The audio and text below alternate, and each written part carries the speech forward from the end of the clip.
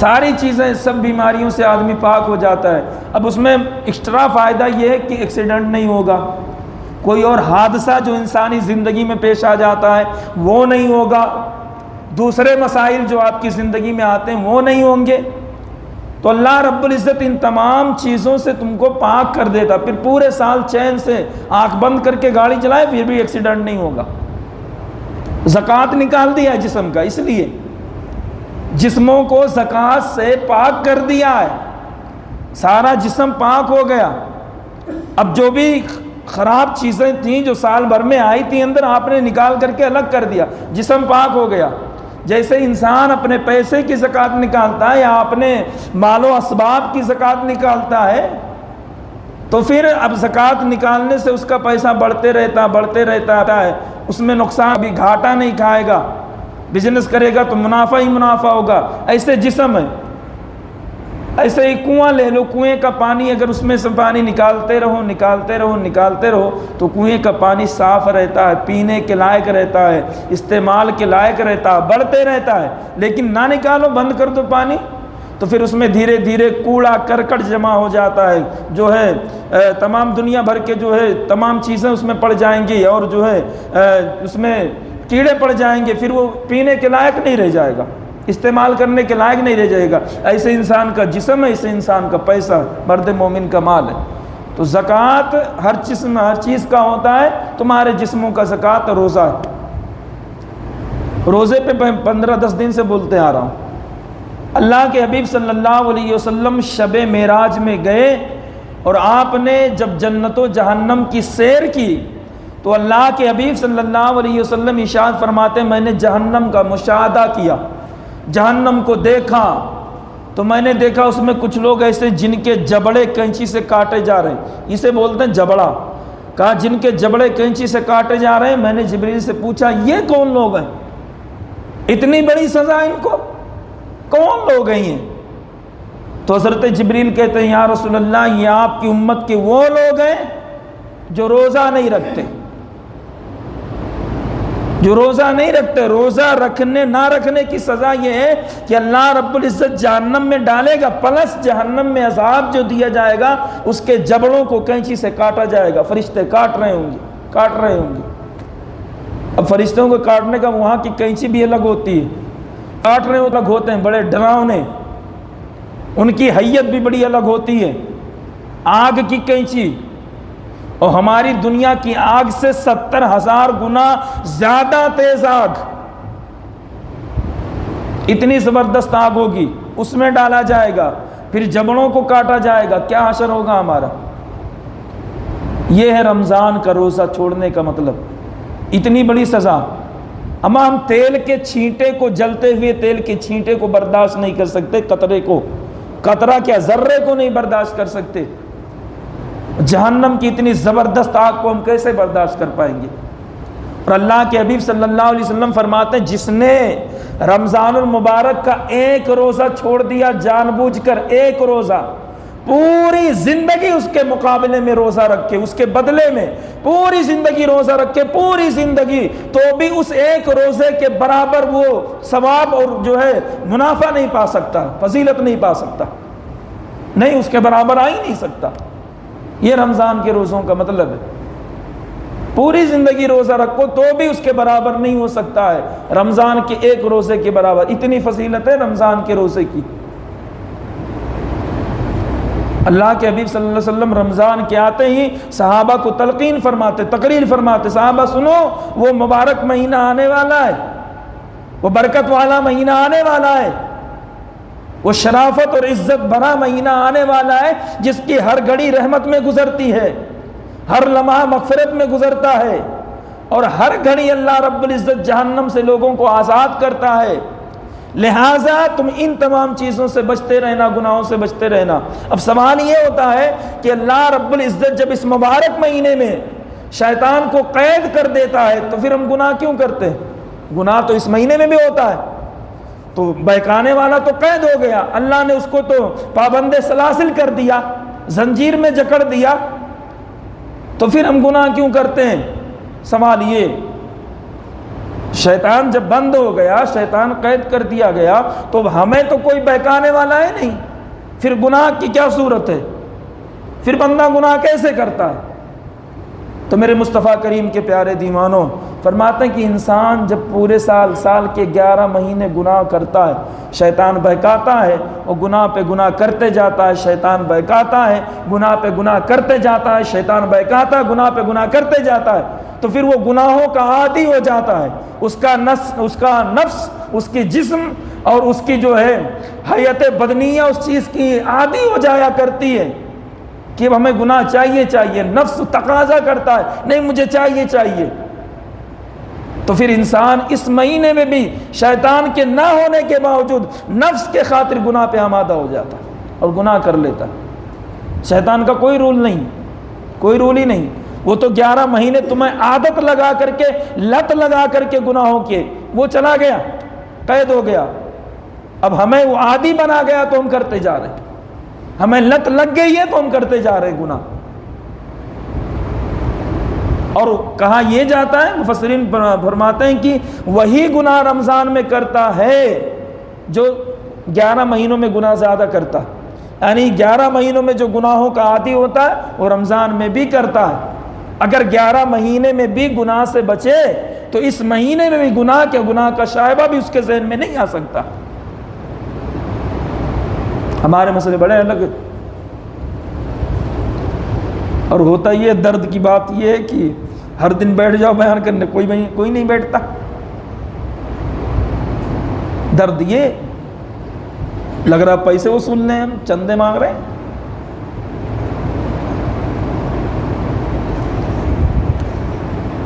درود پاک پڑھ لیں، اللہم صلی علی سیدنا شفیعنا حبیبنا قریبنا مولانا محمد بارک وسلم، صلو علیہ صلاۃ و سلام علیک یا سیدی یا حبیبی یا رسول اللہ صلی اللہ تعالی علیہ وسلم۔ محدثین فرماتے ہیں کہ جو بندہ اس ماہ مبارک میں انتقال کر جائے، جو اس ماہ مبارک میں مرد مومن انتقال کر کے جائے دنیا سے، تو فرمایا کہ اس کو سوالات قبر سے امان مل جاتی ہے۔ قبر میں جو سوال نکیرین پوچھتے ہیں اس کے جواب نہیں دینے پڑتے۔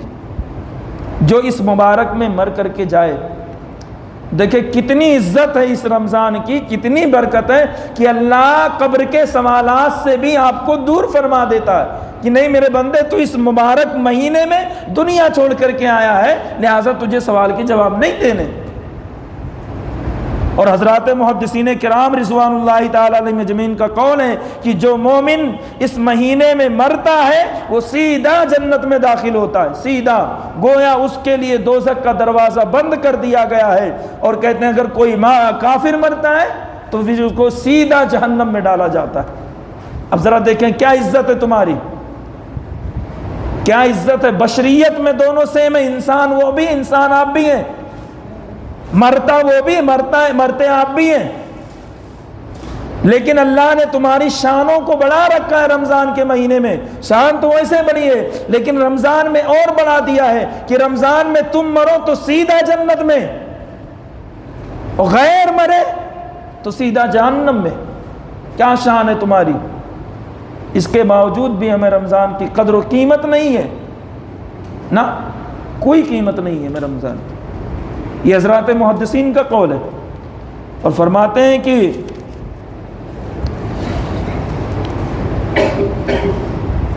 جیسے ہی ماہ رمضان رخصت ہوتا ہے شیطان آزاد ہو جاتا ہے اور گناہوں کا خوب زور بڑھ جاتا ہے، گناہوں کا خوب زور بڑھ جاتا ہے۔ اور عید کے دن تو اس قدر گناہوں کی کثرت ہو جاتی ہے کہ سنیما گھر جو شاید سارے سال میں کبھی نہ بھرتے ہوں ان پر بھی ہاؤس فل کا بورڈ لگا دیا جاتا ہے۔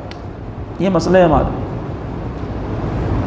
ہوتا ہے نا، پورے سال گناہ نہیں کرے، جو پورے مہینے گناہوں سے بچے گا اس میں بھی کرے گا، بچے گا، لیکن جیسے عید کا دن آیا نماز پڑھی ادھر ادھر مار کے نکل گیا بائک لے کر کے دوستوں کے ساتھ، ابھی تک مسجد بھر رہا تھا، اب سنیما گھروں کو بھرے گا، ٹاکیجوں کو بھرے گا، اور ایسا بھرے گا اس کو، مسجدوں کو تو خالی رکھتا تھا رمضان میں، ایسے نہیں بھرتے تھے کہ باہر بورڈ لگانا پڑے بھائی نہیں آنا فل ہو گیا نا، مسجد کو کبھی ایسا بھرا ہی نہیں بھرا،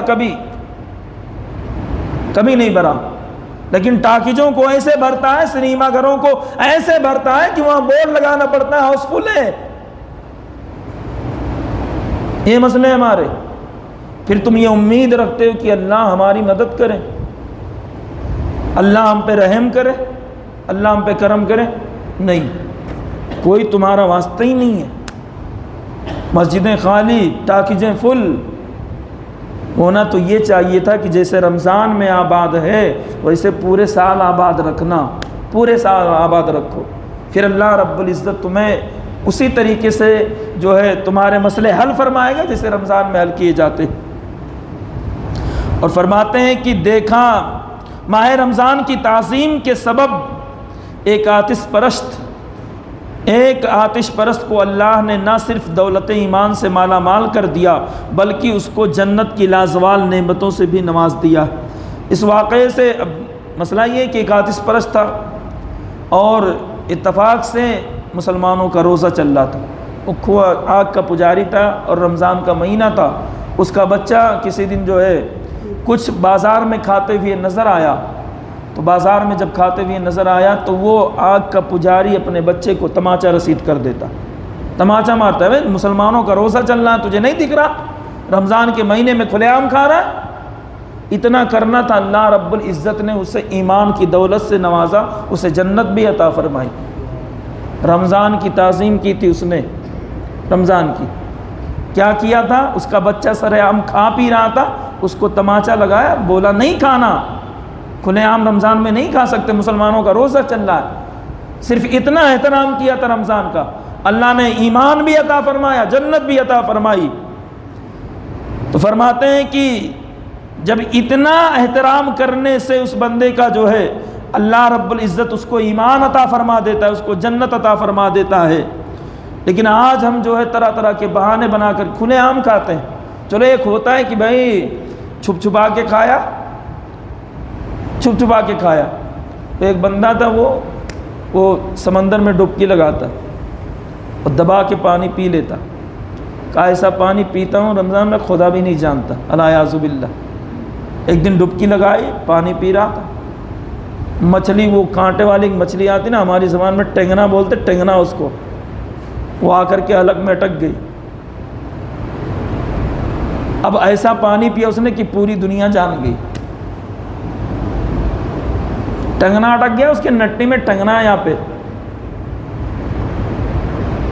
تو ہمیں اس بات کا احترام کرنا ہے اور خیال رکھنا ہے کہ رمضان المبارک چل رہا، ہمیں جو لوگ بعذر کسی کے شرعی عذر پایا جاتا ہو تو اگر وہ کھاتے ہو تو وہ بھی اس بات کا خیال رکھیں کہ ہمیں ایسے سامنے نہیں کھانا ہے، کسی روزے دار کے سامنے یا کسی ایسی جگہ پہ نہیں کھانا ہے جہاں سے روزے داروں کا گزر ہوتا ہو، اس کا بھی لحاظ رکھنا ہے۔ فقہاء کرام فرماتے ہیں جو شخص رمضان المبارک میں بغیر کسی مجبوری کے علی الاعلان جان بوجھ کر کھائے پیے اس کو قتل کر دیا جائے، یہ سزا ہے، یہ فقہاء کرام فرماتے ہیں، فرمایا اسے قتل کر دیا جائے۔ ویسے یہ حکم حاکم اسلام کے لیے ہے کہ وہ اس قسم کے روزہ خوروں کو سزا دے، عوام الناس کا یہ کام نہیں ہے۔ عوام روزہ خوروں کو ممکن ہو تو سمجھائے ورنہ اس کے اس فعل کو دل میں برا جانے۔ جب روزہ خوروں کی دنیا ہی میں اس قدر سخت سزا تجویز کر دی گئی، اگرچہ اب دنیا میں کہیں بھی اس عمل پر نہ صحیح تو آخرت کی سزا کس قدر ہولناک اور تباہ کن ہوگی۔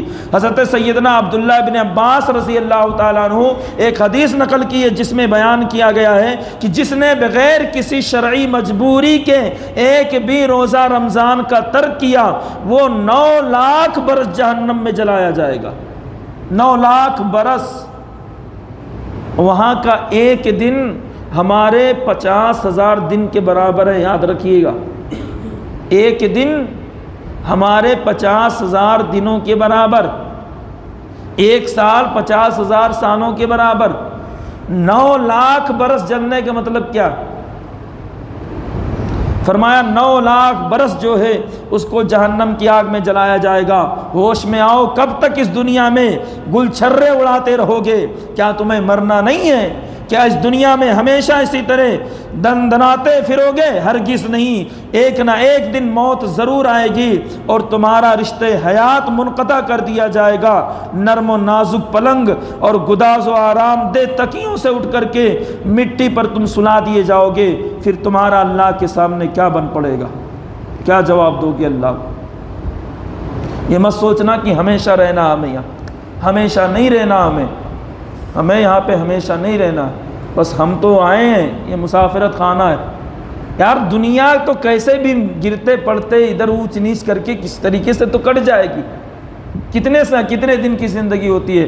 ابھی 60 سال 70 سال مشکل سے، تو یہ تو کیسے بھی ہم گزار لیں گے۔ جہاں ہمیشہ رہنا ہے وہاں موت ہی نہیں ہے، زندگی ختم ہی نہیں ہے، کبھی نہیں وہاں ختم ہونے والی زندگی۔ تو وہاں کے لیے ہم نے کیا کیا؟ یہاں کے لیے تو رات دن محنتیں کرتے ہیں، کوششیں کرتے ہیں، کماتا ہے، بھگاتا ہے، ساری چیزیں کرتا ہے، لیکن جب وہاں جہاں کی زندگی ختم ہی نہیں ہونی، کبھی ختم نہیں ہوگی، وہاں 60 سال 70 سال کی قید نہیں ہے، ہمیشہ ہمیشہ کے لیے زندگی وہاں پہ کبھی ختم نہیں ہونی ہے۔ وہاں کے لیے کیا کیا؟ کچھ نہیں کیا۔ یہاں ہمیں یہ پتہ چل جائے کہ بارش آنے والی ہے تو پھر پورے گھر کی مرمت کر لیتا آدمی کہ بارش کے قطرات سے بچنا ہے، اور یہ ہر کوئی جانتا ہے کہ موت آنی ہے، پر وہاں کی تیاری کوئی نہیں کرتا، کوئی نہیں کرتا، ذرہ برابر تیاری نہیں کرتا۔ 60-70 سال رہ کر کے آگے جب جاؤ گے تو کیا کہو گے رب کو؟ کیا تیاری کر کے؟ پوچھے گا کیا تیاری کی ہے یہاں پہ رہنے کے لیے؟ وہاں کے لیے تو نے گھر بنایا تھا، اچھا مکان بنایا تھا، گاڑیاں لی تھی، کسی قسم کی دقت نہ ہو۔ اب یہاں کی دقتوں کے لیے نے کیا تیاری کر رکھی ہے؟ وہاں قبر کی عذاب سے بچنے کے لیے کون سی دیوار اٹھائی وہاں پہ؟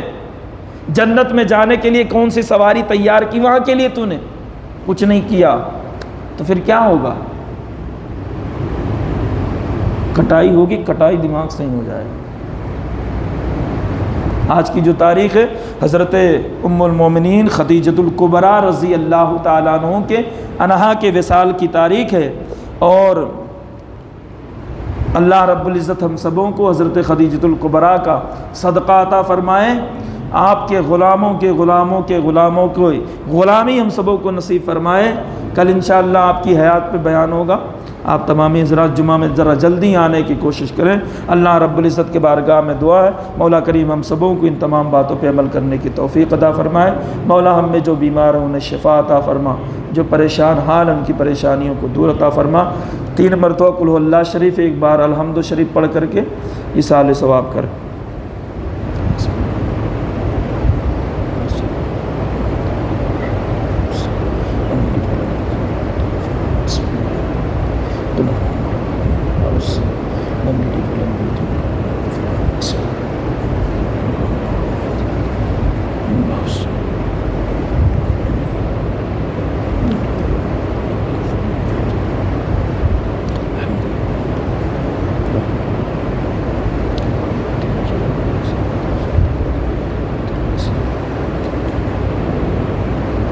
یا اللہ یا رحمان یا رحیم یا کریم یا غفور یا ستار یا غفار، پروردگار عالم جو کچھ بھی پڑھا گیا کہا گیا مولا تعالیٰ، اس میں جو لائق ثواب الفاظ ہیں، جملے ہیں مولا تعالیٰ، اور قرآن مقدس کی آیتوں کا ثواب سب سے پہلے تیرے پیارے حبیب کی بارگاہ میں نظر قبول عطا فرما۔ مولا کریم تیری مقدس بارگاہ میں نظر قبول و منظور فرما۔ جملہ انبیاء کرام کی بارگاہ میں نظر قبول فرما، جملہ صحابہ کرام کی بارگاہ میں نظر قبول فرما، جملہ ازواج مطہرات کی بارگاہوں میں نظر قبول و منظور فرما۔ اخص الخاص امی جان حضرت خدیجۃ الکبریٰ رضی اللہ تعالی عنہا کی بارگاہوں میں نظر کرتے ہیں، شرف قبولیت عطا فرما۔ ان کا صدقہ، ان کی خیرات سے ہم سبوں کی جولیاں بھر دیں مولا تعالیٰ، ان کا فیضان کرم ہم سبوں کے اوپر جاری و ساری فرما۔ پروردگار عالم اپنے حبیب صلی اللہ علیہ وسلم کے صدقہ طفیل ان کے غلاموں کی غلامی عطا فرما۔ پروردگارہ ان کے نقوش قدم پر ہم سبوں کو چلنے کی توفیق عطا فرما۔ پروردگار عالم ان کے صدقات سے ہمارے گھروں میں برکتیں عطا فرما، رحمتوں کا نزول عطا فرما۔ سبوں کو امی امی جان حضرت خدیجۃ الکبریٰ رضی اللہ تعالی عنہا کا صدقہ عطا فرما۔ سبحان ربک رب العزت عما یصفون وسلام علی المرسلین والحمد للہ رب العالمین بحق لا الہ